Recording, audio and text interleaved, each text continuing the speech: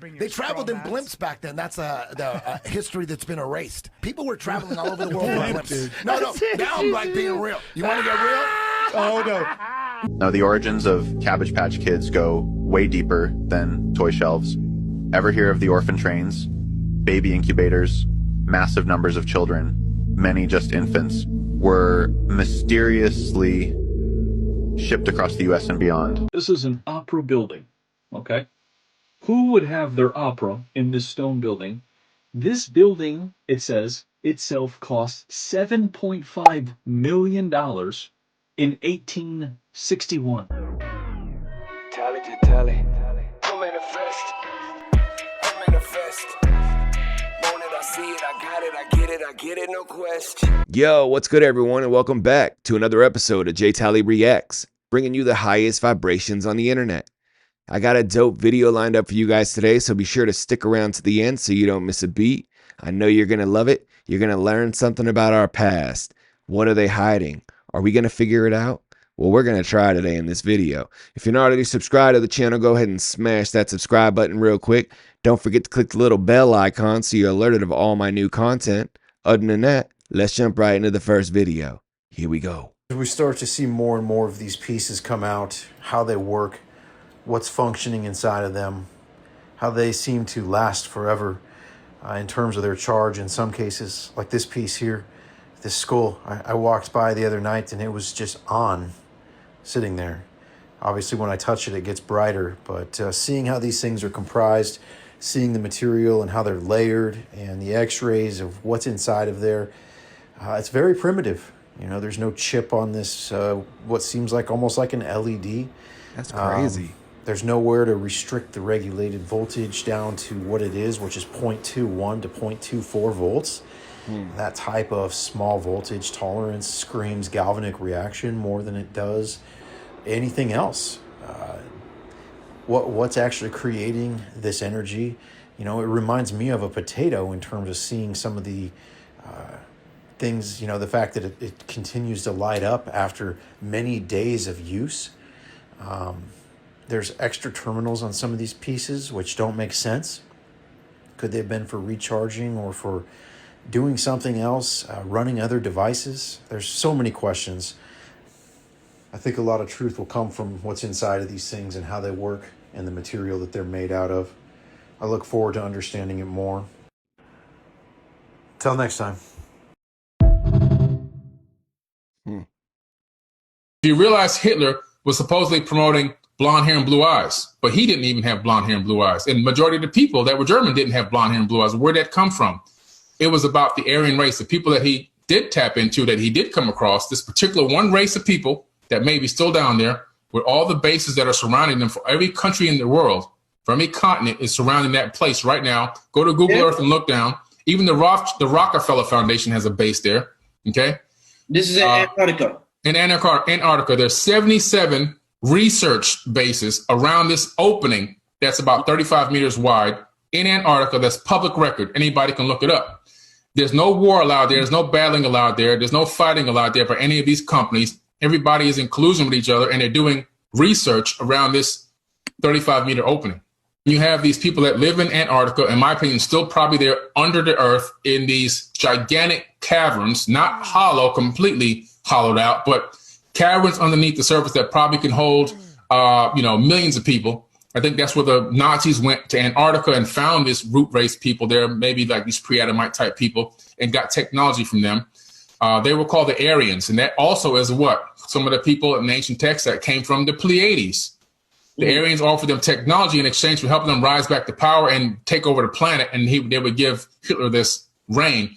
Okay, and I think this is where Hitler went, and the evidence of that is we had Admiral Byrd. Admiral Byrd went down there, U.S. Navy, took all these ships down there and got beat by the Nazis down there by these things called food fighters and these flying discs. And he went on a public display and he said that we have a new enemy, one that could fly from pole to pole at amazing speeds. So we're talking about these Hanabu craft that had the technology that had been given to them by these Aryan people. That's just one race example. So there's many root races and there's many colors of these root races. You had blue, you had green, you had white, you had black, and you had red.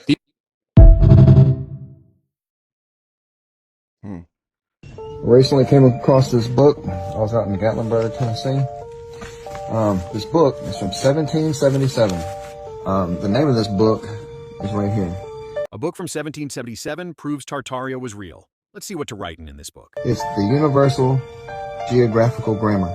I'm just going to give a quick preview of this because there's things in here like, so here's the opening map. Here's the opening map of the world. And let's see, hold on. Right here, Eastern Tartary. And right here is Western Tartary. And there's China. And what we'll get into farther back, it's going to be Chinese Tartary also. So what's crazy is I went on the Library of Congress website and found some old maps out of this book. And it was an old book from like, I want to say the 1800s, full of old maps. I'm going to put it up on the screen because the map he's showing is the same map I found, I'm pretty sure, because I know Tartaria on the map I found was like right above Japan. So I'm assuming they were pretty similar, these maps. I'm going to put it up right now. So here's the book I found. It was full of maps. It was all Latin.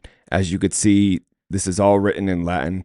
I tried to have chat translate all this, but she was like low-key gaslighting me. She like read the intro and then she was like, it's going to take a minute to break this down. And then she just never got back to me. So there's that. Then it had this, which is really cool. The artwork's awesome. But you have Tartaria right here, Japan right here. You have this giant sea monster, which is as big as this ship and as big as this ship. So I don't know if they were trying to like compare size with that. But yeah, you have Tartaria here. And then it also had this image. Then you have this map, and Tartaria is right there. Oops. No, it's actually right. Oops. Let's see. It's right here. So right next to Asia. It looks different than the other one. Interesting. But yeah, you got Terra Australis, which is really Antarctica. It's crazy how it could almost be an ice wall, right? Interesting. But yeah, let's get back into the video. Universal Geographical Grammar. I'm just going to give a quick preview of this. I looked up this book in the Library of Congress and I couldn't find it. It looks like I messed this up when I was showing you the maps. But yeah, I couldn't find it. Because there's things in here like, so here's the opening map. Here's the opening map of the world. And let's see, hold on. Right here, Eastern Tartary. And right here is Western Tartary. And there's China. And what we'll get into farther back, it's going to be Chinese Tartary also. This is the doctrine of the sphere. Here is the artificial sphere. Because the world was coming from being flat and going into being a globe. Right here, you've got the doctrine of the globe. Do you agree with this theory? Let me know in comment section. It's interesting because the research I did on Tartaria, really what it comes down to is Genghis Khan ruled Tartaria and Genghis Khan ruled the world. So really the whole world was Tartaria. But what do you think? Drop it in the comments. Let me know how you feel about that. Maps changed the calendars, buried the history, literally. But the truth is buried in plain sight. They silenced the cathedrals, they shattered the grid. But they didn't stop using sound, they just inverted it. The war frequency never ended, it just changed pitch. Modern cities don't just look soulless, they're engineered to be spiritually sterile. Box shapes, low ceilings, right angles that deflect energy, fluorescent lighting that drains your aura. None of it flows, none of it sings. Compare it to Tartaria, vaulted domes, spirals, gold leaf, sacred ratio. I kind of agree with that, but at the same time, it could have been a pole shift. It could have been the Great Flood, right? It didn't have to be a frequency weapon. Decided to become a United States citizen? No. Do you know the history of Greenland? What is the history of Greenland? Do you know the history of Greenland? I know that Denmark. You know only Denmark? I only know the part that Denmark bought it. Bought it? Or is the... Bought it? Denmark bought it! Did they buy it or no? No, they colonized it. They colonized Yeah. it. In 1721. They colonized it. Yeah. I just know that Denmark has a... They experimented with children. Yeah, and many different stuff. Yeah. Also the Americans, they left. Yo, it's crazy how every nation has their own conspiracy theories, right? Der er sådan nogle tønder. Hvordan siger man tønder? Barrels. Yeah, they left barrels in nature all over the place. And the radioactivity they drop from the plane. And I don't know, we don't really want to be American or Danish. Mm-hmm. Damn. Would you guys be able to survive economically without a country like Denmark? If you look at the economical situation in Greenland, you can think about many different stuff. Because if we should look at the most like money we get in Greenland, it's from fish. So we export the fish from Greenland and we give it to Denmark, and then they sell it for like 4 times higher price. So if we should talk about economic situation, we can also talk about FN, or how you say it in English, UN, how Denmark gets advantages with paying UN because military bases. Yeah. Anything else?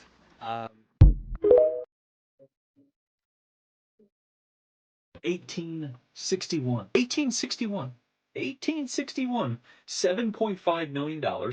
It also has $10 million worth of furniture. That's what it says on the back of here. And they say, this is the best. It was founded, right here, founded on the back. Founded, right? They found it, is what they did, in 1671. So you're telling me in 1671, someone built a $7.5 million building out of stone with $10 million worth of furniture. And it talks about the staircases. It talks about, how everything was made out of colored marble and Corinthian columns. It's crazy how the old world used a whole bunch of columns and a whole bunch of marble, right? What was the significance of that? And then I also asked chat how much 7.5 million in 1671 would be worth today. And she said 1.75 billion. And that was just one building. What was going on back then? There was a green room for ballet, and it was for the opera. The Paris city has been reset many times, over and over and over again. And same with the Eiffel Tower. The Eiffel Tower is an atmospheric energy antenna. There used to be an orb. That's crazy. I thought the mud floods were just in America, but apparently this happened all over the world. We're highly advanced. The etheric energy antennas at the top of these buildings, harnessing energy from the atmosphere, creating free electricity for this building. My whole thing, if these were etheric energy antennas, how has nobody else figured out what they do, right? I feel like someone would have figured it out by now. For the people, all in perfect harmony. Look at how beautiful this architecture is. Pleases the eye. They cared about the people, and they wiped Tartaria from our history books. These people were highly advanced. Stop buying the fucking narrative. Stop believing what you're told. It's all a lie. Tartaria was a worldwide empire and one of the greatest empires that ever existed. Look into it and you will view life with a new lens. Peace and love. Facts. Infrastructure repopulation and narrative overwrite. They used mud floods, fires, engineered natural disasters, and selective rewriting of history to wipe Tartaria and erase what came before. Now here's the strange part. The Capitol buildings, World's Fair structures, old world cathedrals, domed geometries, These were already here. We didn't build them, we inherited them. Photos from the 1800s show cities fully built, yet nearly empty. No scaffolding, no construction, just there. And the stories, always the same, built in a few years, then burned down. Now enter the orphan trains and Cabbage Patch Kids. Between 1854 and 1929, over 200,000 children were shipped across the U.S. by train. No parents, no background, just orphans. But where did all the orphans come from? They were reset survivors, children with no memory, no lineage, placed into repopulated cities to seed a new narrative. Why? Because adults remember. Children can be programmed. Cabbage Patch Kids, the dolls said to be grown in the Cabbage Patch, are symbolic disclosure. Born from the earth, no parents. Just like the orphan trains, the name is not innocent, it's encoded truth. The U.S. wasn't founded and built from scratch. It was inherited, cleansed, and rebranded. The buildings were Tartarian. The reset was intentional. And now the memory is coming back. Because people like you are asking the right questions. I also think it's because people are activated. People are awakening. Awakened? Awakened. People ask me why their grandparents or great-grandparents never talked about the reset. Why don't they remember anything about it? Well, let me try to explain it. First, there were the Cabbage Patch babies. Now, these weren't just toys, you see. They became a symbol of something much bigger, a massive repopulation effort after the reset. These babies, they weren't born the usual way. They were produced almost mechanically in large numbers and distributed through a cold, efficient system. Clones. Strange, isn't it? Brings to mind ideas like cloning, doesn't it? And maybe that's why today you see so many folks who just seem to go with the flow. No questions, no thinking. Did you know they say NPCs. Nearly half the population doesn't even have an internal monologue? There you go. Imagine that. Living life with a quiet mind, just following along. Those babies, those orphan trains, they were shipped off along with abandoned children who had survived the reset, taken from their families, sent to faraway lands. Many ended up in America. And when they got there, they were given a new story, the official version of history. No elders left to tell them the truth. Nobody to remember how things used to be. It made them easier to control, you see, easier to accept the new narrative. And what's really crazy is you got to think, in the 30s, 40s, 50s, we had insane asylums that were like the size of giant schools or prisons, and they were all full. The beds were all full. Was that because these people remembered the old life? Was that because they were going to talk and they didn't want you to talk? And if you did talk about it, they put you right in there. It's just my theory. What's your theory? That's what I really want to know. Spreading this information in order to get more input. So tell me, what do you think about Tartaria? What do you think about the Cabbage Patch Kids? And what do you think about the orphan trains? Let's jump into the next video. Told you Cabbage Patch Kids weren't just dolls, but part of a psychological operation to start a new world with no history. Think about it. Why do you adopt them instead of buying them? Why do they come with official birth certificates? And why did parents in the 1980s lose their minds fighting over them? Now, the origins of Cabbage Patch Kids go way deeper than toy shelves. Ever hear of the orphan trains? Baby incubators, massive numbers of children, many just infants. The more research I do, the more information I come across. A friend of mine was saying the World's Fair in 1893 had incubators set up when you walked in. They wanted you to adopt these babies.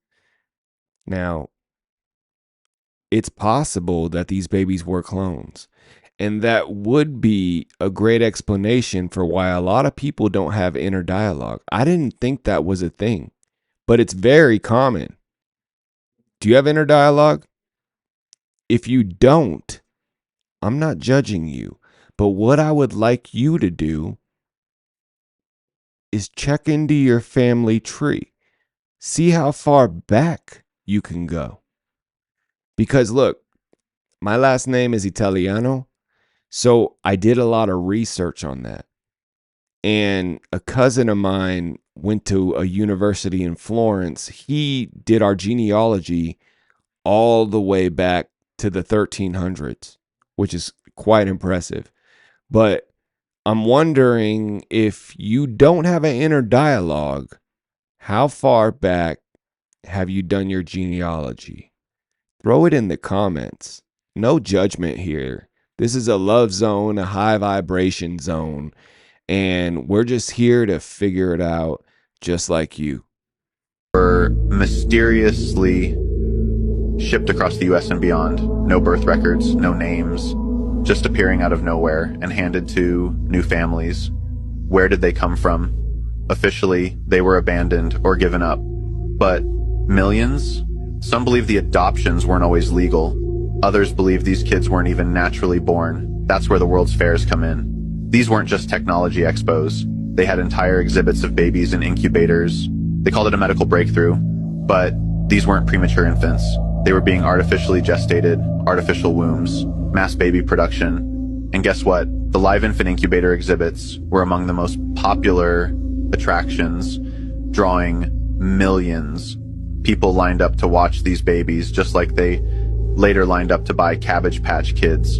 And here's where it all connects. Cabbage Patch Kids weren't just a toy fad, they were conditioning. They took the orphan trains, the incubator babies, the idea of children with no origins, and rebranded it as something innocent and fun.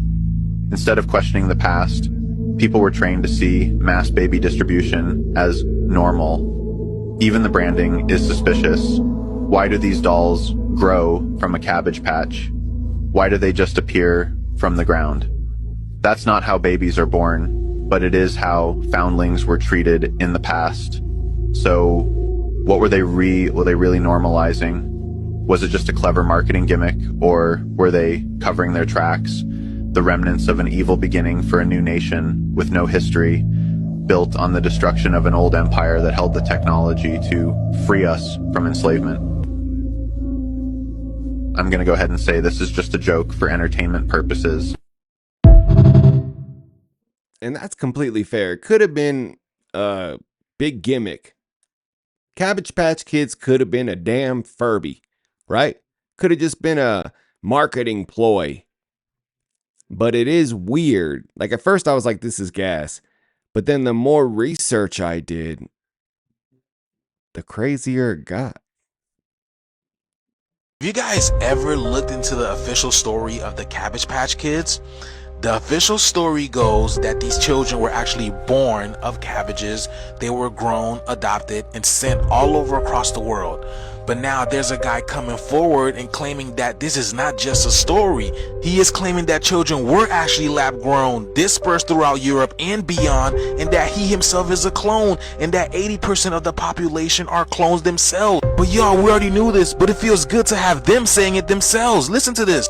So from the theory of there's so many clones coming into Europe, right? That would mean there's even potentially clones in this room right now. There must be so many. 80% of the Caucasian population. 80% of the Caucasian population are clones. So, it's not about racism. No, it's nothing to do with race. Is there any science? It is about race. Is there any science that you could have a clone in your life, that you're in love with a clone? Like, I know a lot of people say that they don't think, they don't have internal dialogue. Is there anything you've come across? That's exactly what I was about to say. So Dolores Cannon did the work on this. So Benjamin Franklin also wrote about this, saying that there was a dire need to fill America with Caucasian people.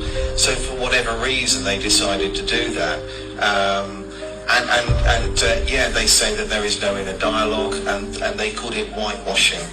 But Dolores Cannon believed that 80% of the population that look like me can't trace their family tree back past really the 1800s with any accuracy, and we refer to them today as NPCs. Because think about it, because back in the day, if everybody was copper color skin, those would be the original players, right?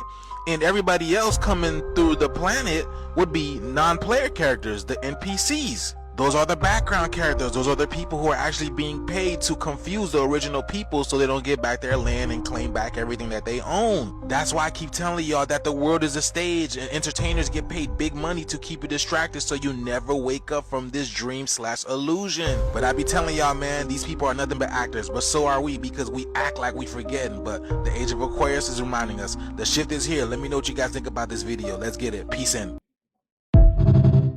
What do you think? Do you think it's crazy? It said 80% of Caucasians, right? If you don't have inner dialogue, throw it in the comments. Just put Caucasian in the comments. If you're Caucasian, if you're not, put your race. I want to say between 1860 and 1920, there was 250,000 orphans being shipped around the country on trains in America. Like the Cabbage Patch Kids? Well, yeah, that's when you get into some weirder stuff where you just see all this art of kids being run in Cabbage Patches, not just like the dolls, but that's where it comes from, is on these old postcards and just this art. They're showing kids being plucked out of cabbage. And, and people like fishing kids out of lakes and pulling them out of wells. It's like the weirdest thing. Then you get into like the world fairs, as you were saying before. They have these incubator babies where they had exhibitions where they had all these preemies in these little, I don't know, incubator kind of things. It's like, it's the weirdest thing you've ever seen. But for some reason, like you have all these aristocrats going to these things and being in awe of premature babies. It's bizarre. It's a little bit grotesque. I wonder if these resets are like it got too crazy, so let's just reset everybody. It seems like that the story of America is mostly a lie, at least the expansion of it. So we were saying, so what about these cities that were quote unquote founded in the 1850s or the 1870s? What if they did just find cities? Like, who would live there? Who would do all the work there? Is it possible that that's why they shipped kids across the country to do the work, to potentially be the worker class, and these are the people who are going to eventually populate it? Because if you really think about the logistics of it, how does it make any sense at all that you would take orphans from the East Coast and just ship them out west to do what? And who's taking care of them? That sounds like a lot of 250,000 kids. Yeah, who's feeding them? You think about that. I want to say in the 1800s, there was only 80 million people, I think, in America, in that range.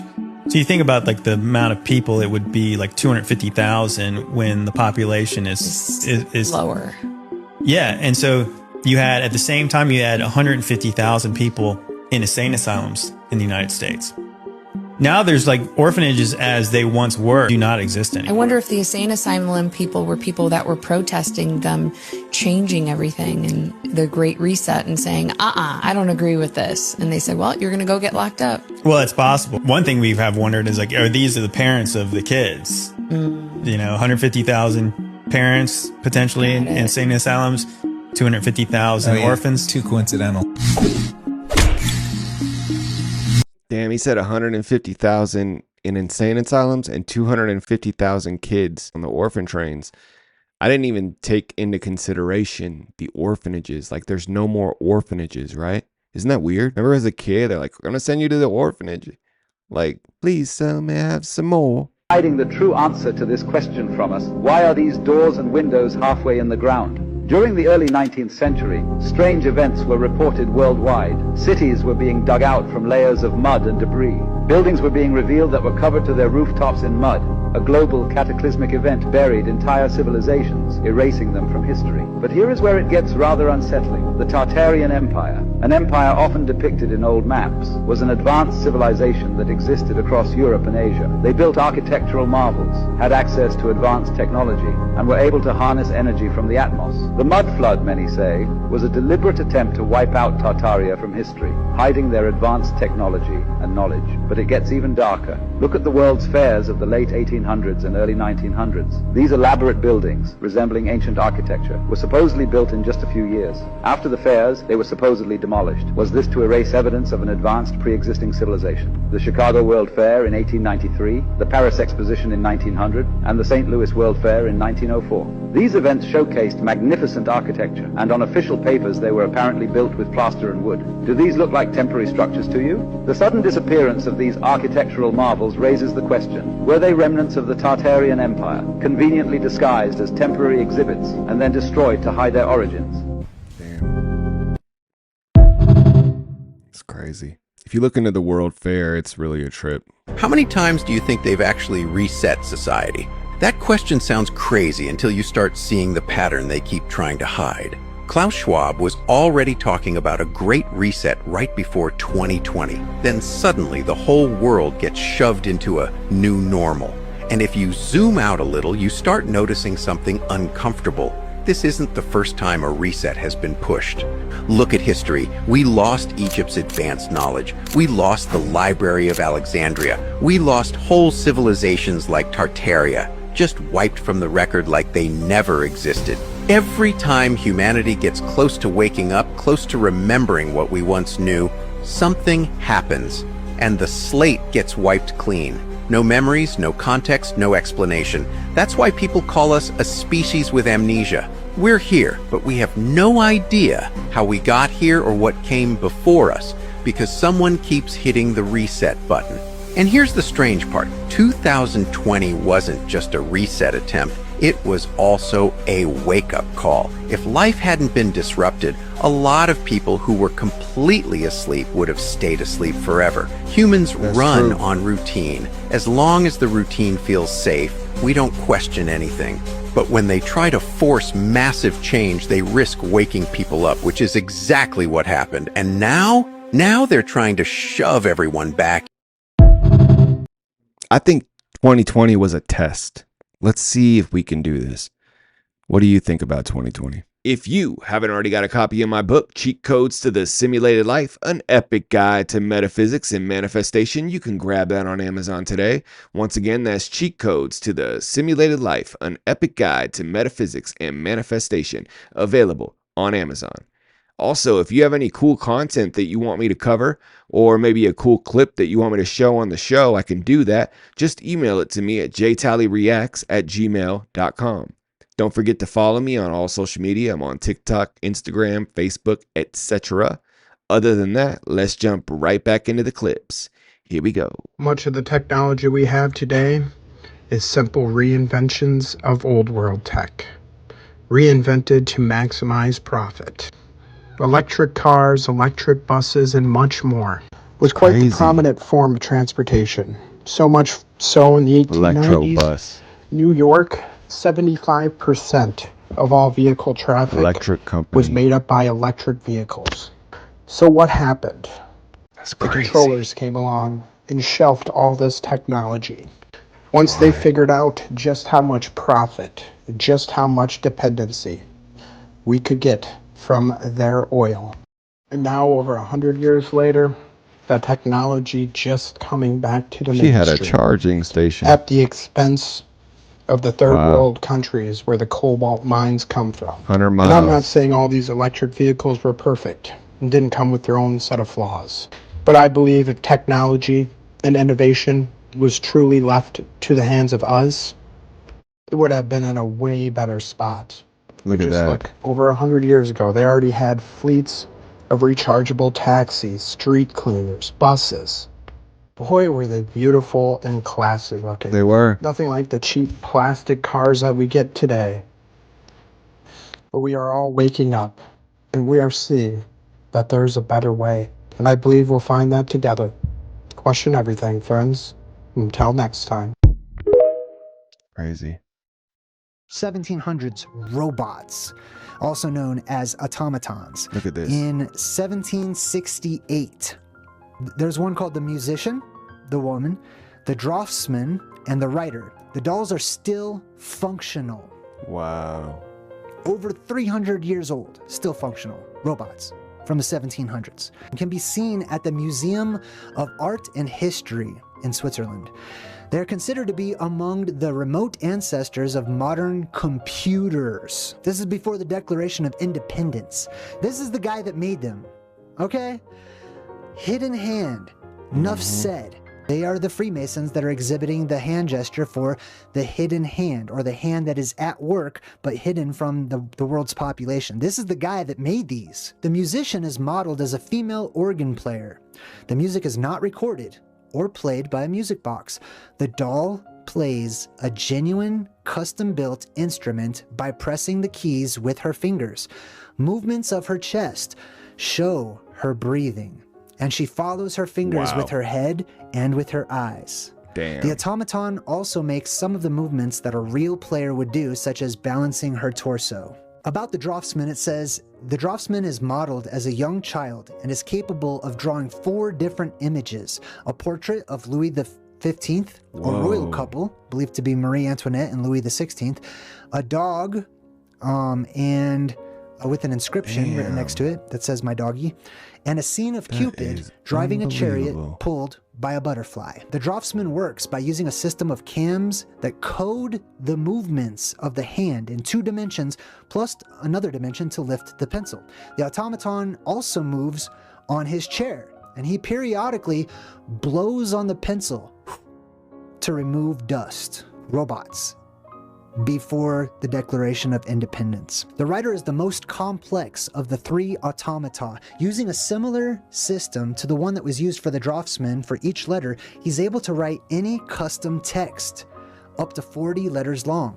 He uses a goose feather to write, which he inks from time to time. This robot, this android, is dipping the pen into the ink and actually, check this out, eyes are moving, including shaking of his wrist to prevent the ink from spilling. His eyes follow the text that's being written. His head moves when he takes some of the ink. Antiquitech, ladies and gentlemen, made by the Freemasons. In my newest book, Return to Hyperborea, I go into more detail about the origin of the Freemasons, who they really are. So do check that out if you're interested in more on the subject. Check it out. That's probably the coolest video of the day. They have these working from the 1700s, and I gotta buy a new laptop every 5 years. Thanks, Apple. Do you see that right there? Do you see that airship right there? Do you see that flying ship right there? That's how they were traveling around. They weren't out with the little railroads and steam engines and everything else that they told you. Right there. That is the most important picture you will ever see of the old world. Airships. They have been in the air for a long period of time. The airships, the blimps, all of those things. This is why they destroyed all of that. This is why they had the Hindenburg incident. This is why they got rid of that technology. Because people have been in the air since the 1800s and the 1700s. You have been sold a bill of lies on that the Wright brothers created the first airplane who weren't even paying attention. They weren't even paying attention when the first airplane was flying because people were already in the air. Right there. That is the old world. So flying around in airships, okay? Flying around in airships and building buildings like this. The technology was already here. That's what it was. It connects to helium, it connects to radium, it connects to uranium, it connects to all those things. And all of the world's fairs were all resets. Throughout America and throughout the world, they reset each city and they destroyed the technology to sell it back to you later on in life.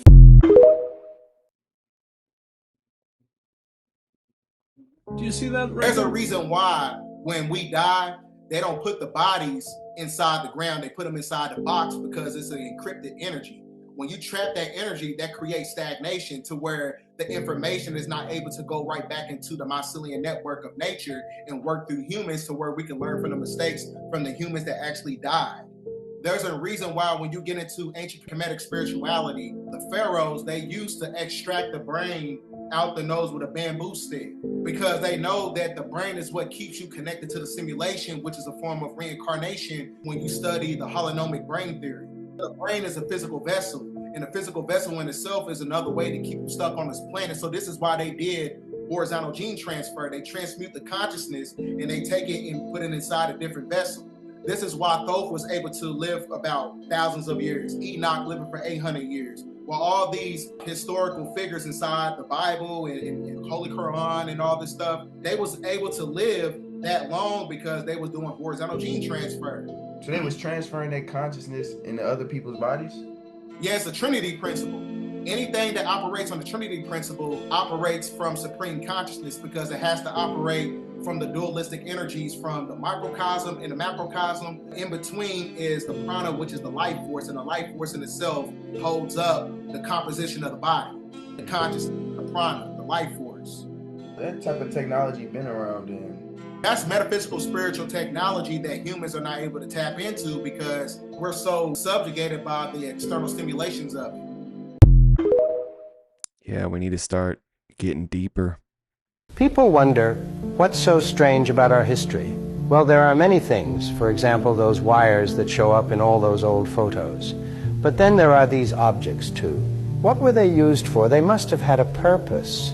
Take a look at the Baltimore fire with the train tracks and the buildings covered in dirt. Then we move on to more recent excavations, impressive cathedrals, energy spirals, and the complexity of the railroad and pipeline network in New York City. And what about the coin from San Marino, which shows a flat Earth? And the lightning rods on those old buildings, some of them really massive. The past is as strange as it is fascinating. If we look at it with the right perspective, we can see history in an entirely new light, something we sometimes forget. Thanks for joining us on this journey. You are absolutely right. One of the main reasons for whiting out the skies in these old photos is because these airships were everywhere. Long before the Wright brothers came along, in which the narrative tells us is the first in flight. And again, because of how much we do see them, the glimpses that are allowed in the past, the infrastructure that was already there for them, like the mooring stations. I believe they went back a lot further than even the narrative admits to them being there. Because these airships were everywhere. Long before the Wright brothers came along, in which the narrative tells us is the first in flight. And again, because of how much we do see them, the glimpses that are allowed in the past, the infrastructure that was already there for them, like the mooring stations. I believe they went back a lot further than even the narrative admits to them being there. Like this painting from 1855, entitled A Bird's Eye View of New York City. Look at the airship on the top of this painting. And when you see the photos of these airships docked at these amazing mooring stations, and even on boats, they look old and weathered and well established.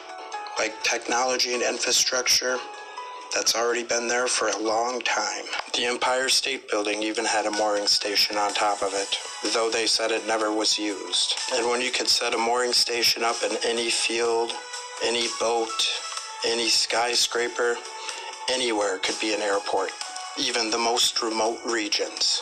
Question everything, friends. Until next time. It is interesting because a friend of mine said the Tartarians were the Moors, right? The Moors who invaded Sicily. Apparently they took over the world, right? But it is interesting that all these antennas on all these old buildings, the Capitol, the Empire State Building, hundreds of buildings, the Eiffel Tower, right? They call them mooring stations. Isn't that weird? Just thought I'd share that. The New Yorker put out a post about the new generation of airships and air travel, and another article on why airships may be the future of travel. Oh, you didn't know? This is old world technology, and look at this ship. My boy True Earthers Unite just did a video on this, talking about how these floating cities could hold 1,100 people. That's the population of Wayne City. And I like the headline of his page. It says, free travel anywhere.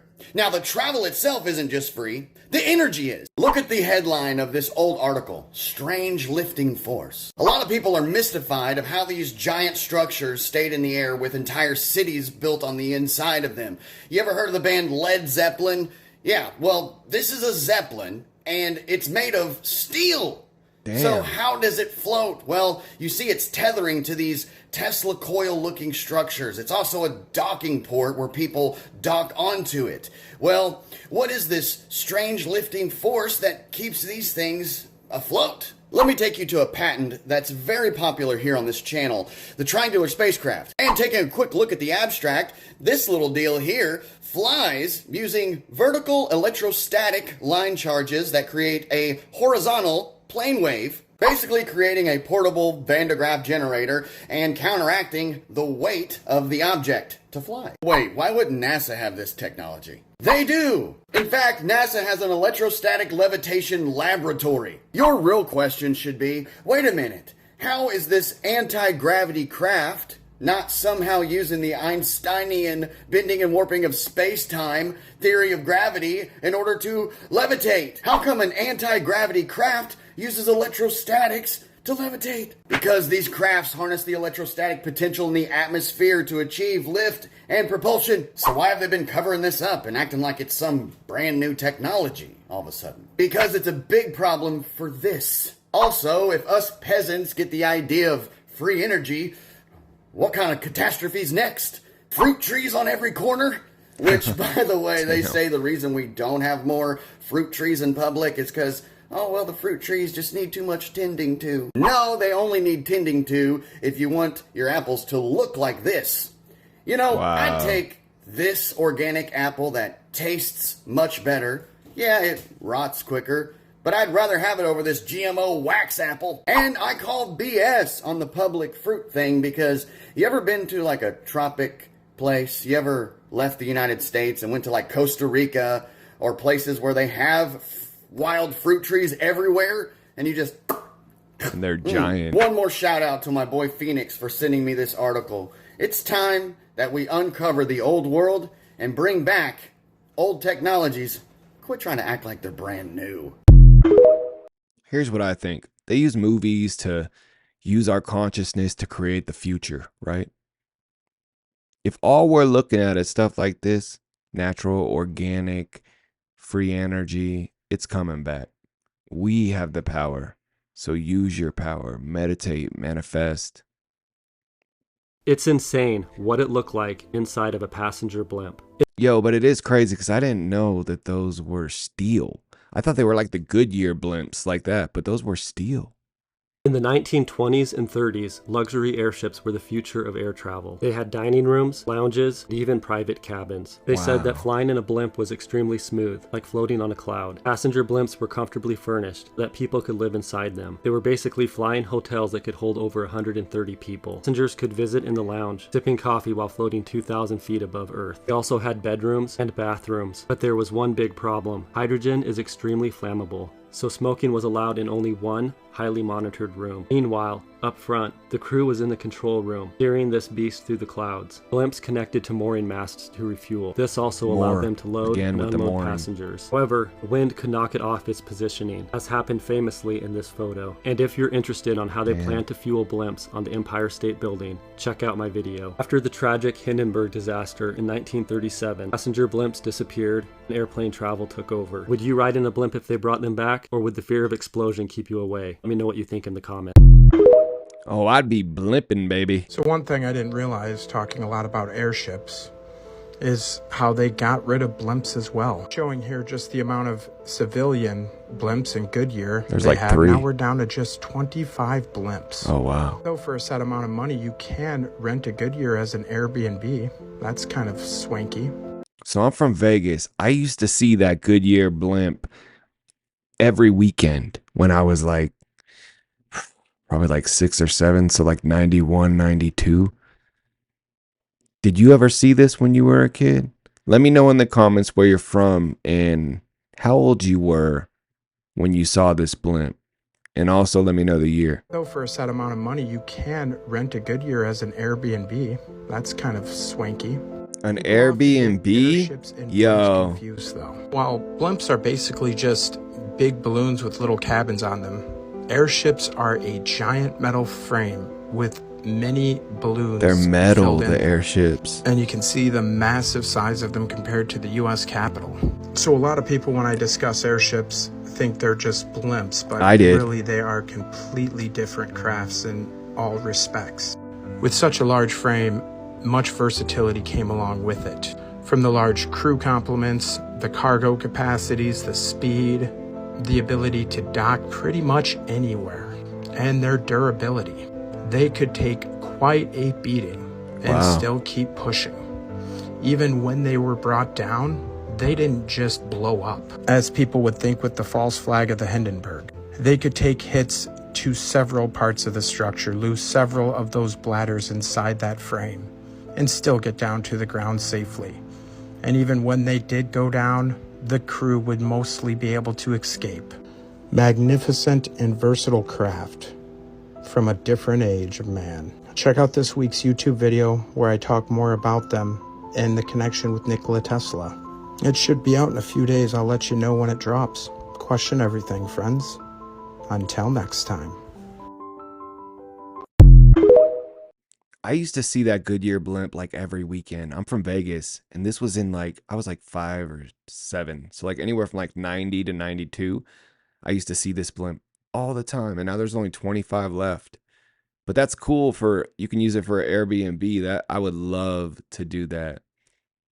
But did you see the blimp where you were from?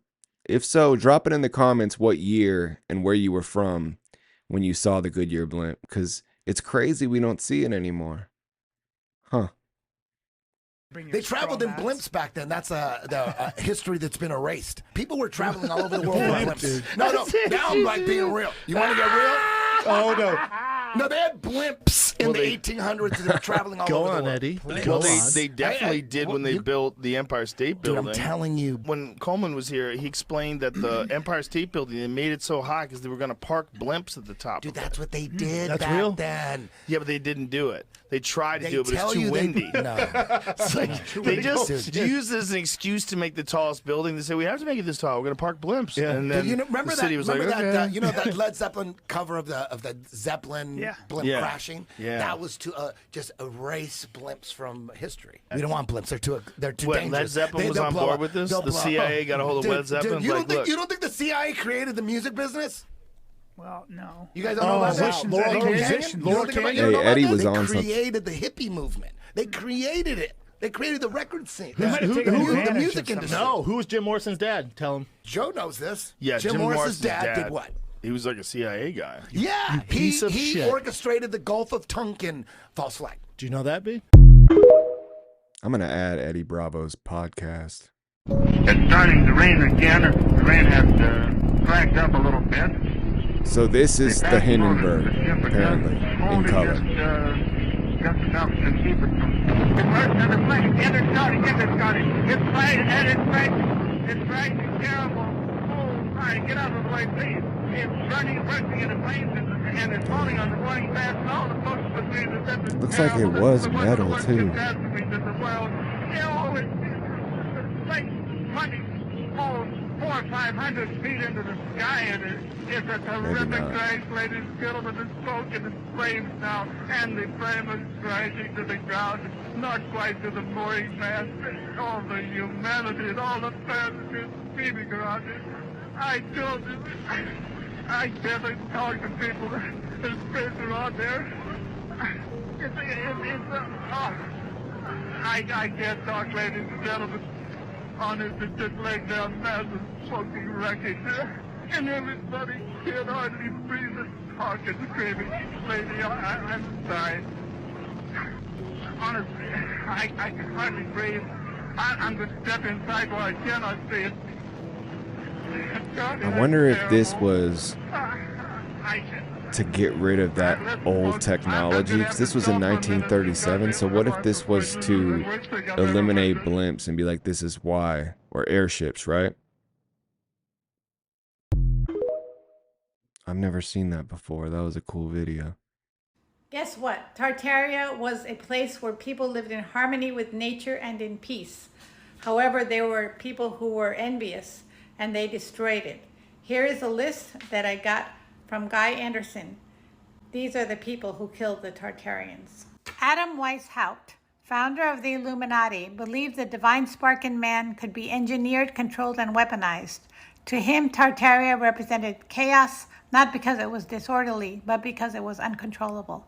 He saw a society not bound by centralized rule, not seduced by the false light of enlightenment, but guided by an older order. This affronted his vision of the new world where men would be liberated from religion only to be enslaved by reason.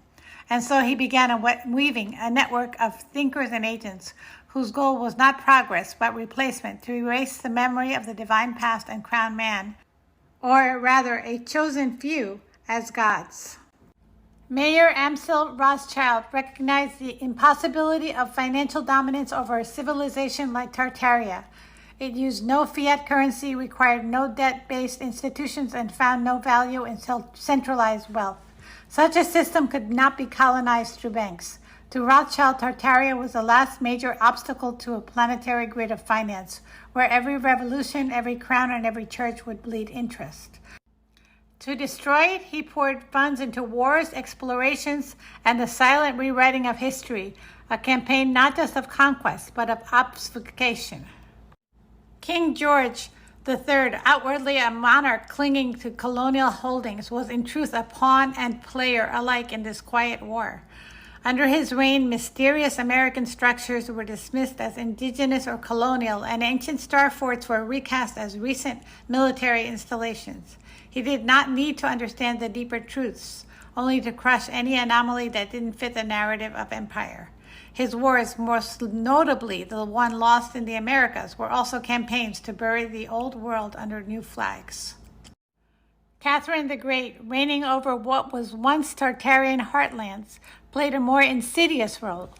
She sponsored academies to rewrite Russian history, aligned herself with Enlightenment philosophers, and presided over territorial expansions that conveniently discovered and then erased evidence of prior civilizations.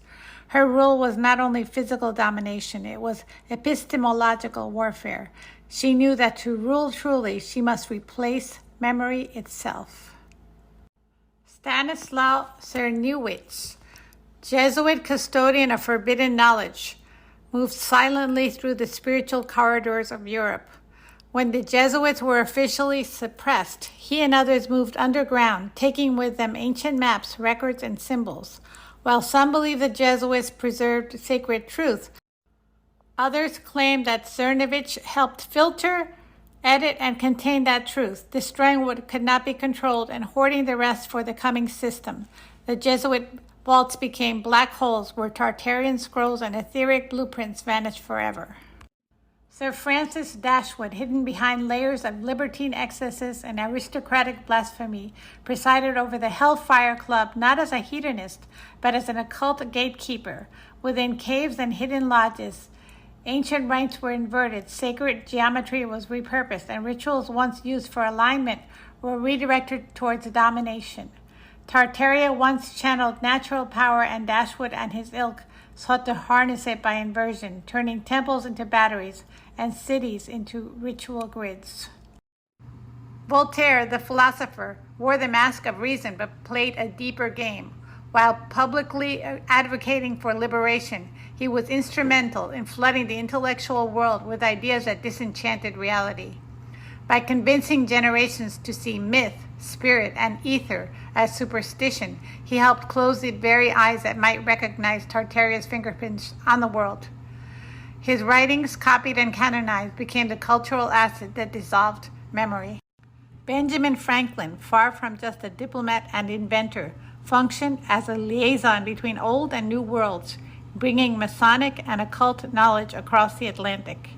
His rumored involvement in secret societies and the remains found beneath his home point towards darker allegiances.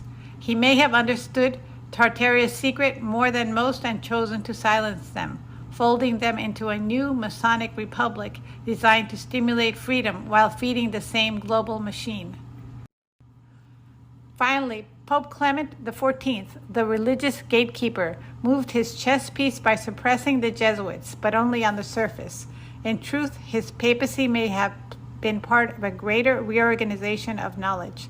The Church, long accused of hiding ancient truths beneath the Vatican, played its part by canonizing a false timeline and burning any remnant of civilizations that defied the biblical narrative. Clement's actions ensured that Tartaria's spiritual legacy would be stricken from the sacred record and replaced with doctrines designed not to elevate but to pacify. Together, these 9 were not merely politicians, bankers, thinkers, or priests. They were midwives of an age of deception, agents of what prophecy called Satan's little season, a time when truth would be trampled, when history itself would be rewritten, and when the world would be prepared for a new order. Not of nations, not of peoples, but of systems, of grids, of dominion masked as progress. And the people of Tartaria? They were either destroyed in cataclysms, hunted and re-educated, or locked away in asylums, labeled mad for speaking of the world that once was. The mud floods, the orphan trains, the phantom wars, they were not random tragedies, but elements of the great erasure. And in the void that followed, the architects stepped in, not as saviors, but as jailers of a world that no longer remembered it had once been free.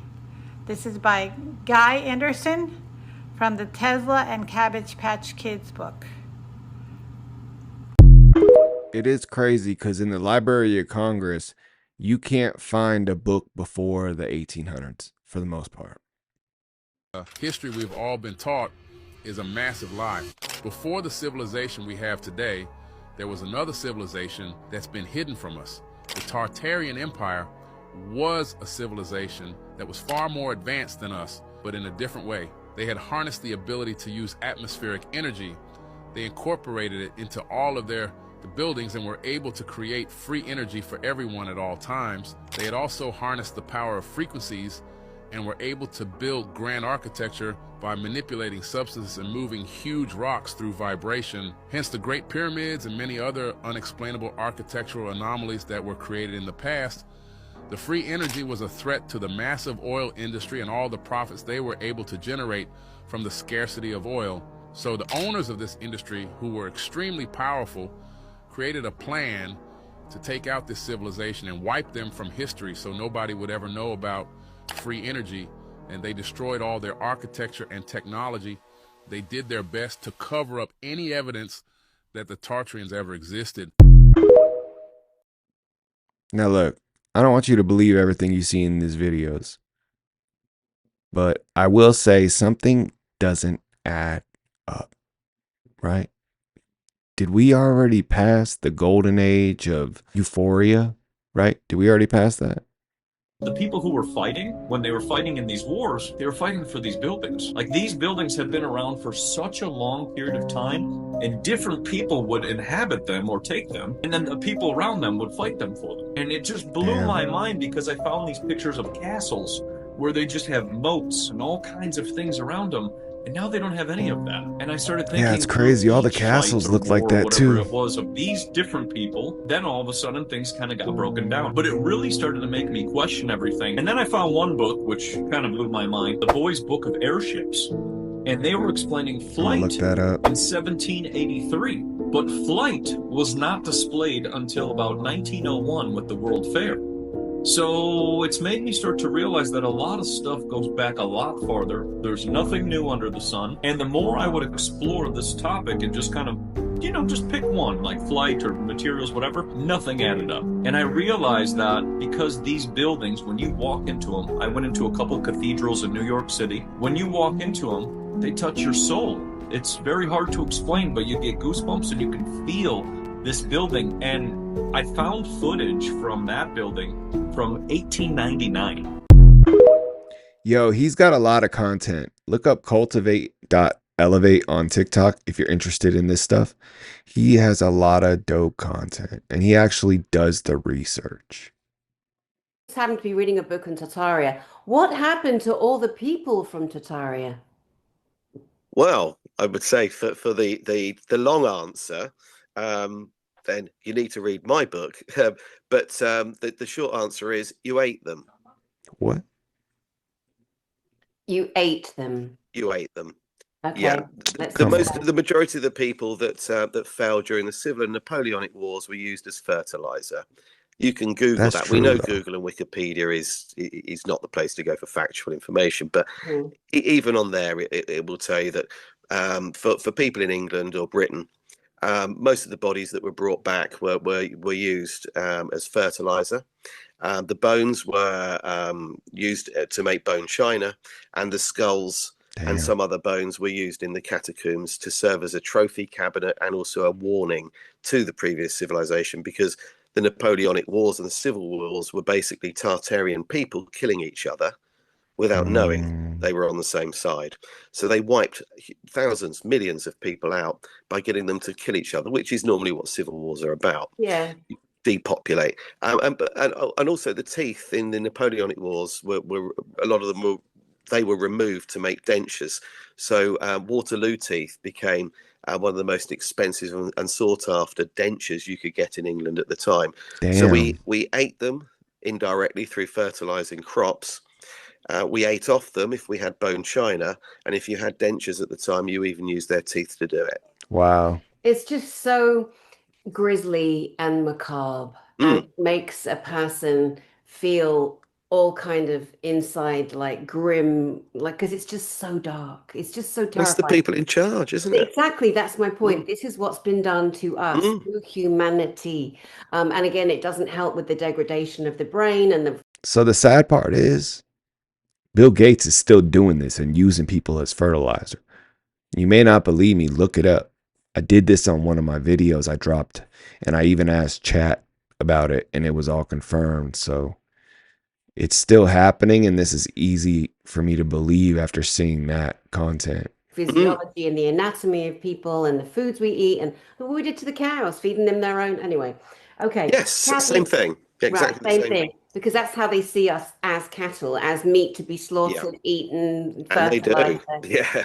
Right. So you mentioned the catacombs. So this is in France, underground, miles and miles. Yeah, but okay. And so, but this is a really, this really serves as a digestible answer, because people have said, how come there's 4 million skulls in the catacombs under Paris, let's say, when there weren't that many people back then, or so we're told, because everything is a lie. Everything. How the hell do they know there are 8 billion people today? They don't. Someone said that. No. I don't believe a single living person has all the answers, and I do not believe that, that particular one. So the catacombs that you mentioned there, thank you. That's a very digestible answer. Here, this guy Ken says, Joe Rogan and others with sky-high sub counts, meaning many millions of, okay, I'll come back to your face.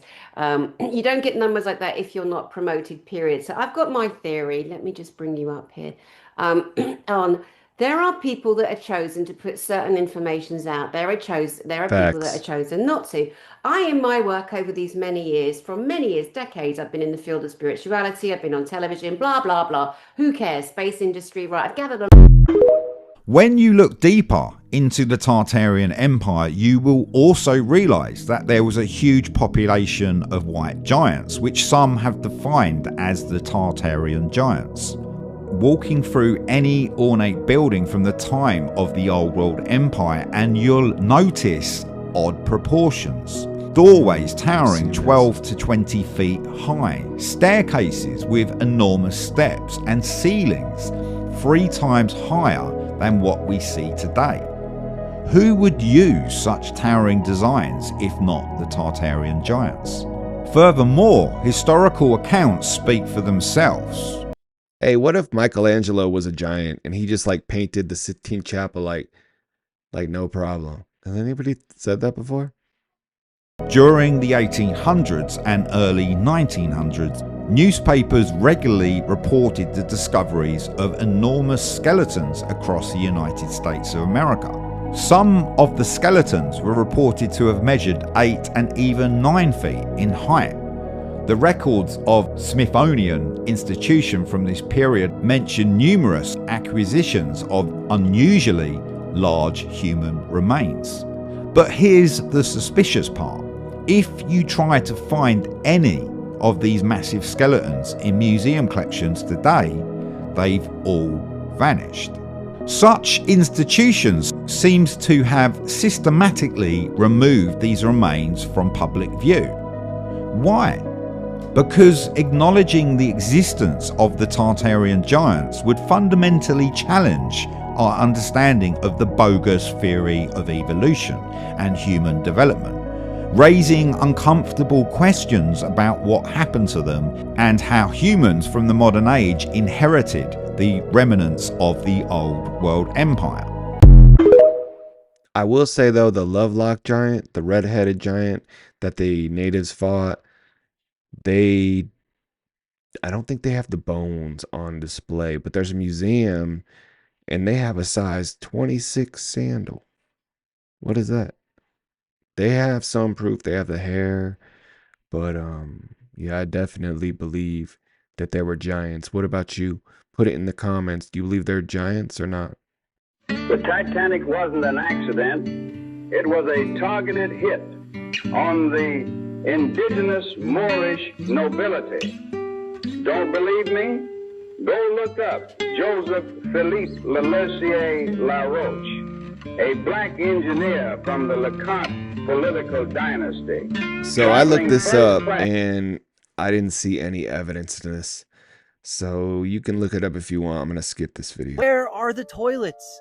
This is a question that people who start researching Tartaria and start looking into these Gothic style, Tartarian style buildings often ask. Where are the toilets? How did these people go to the bathroom?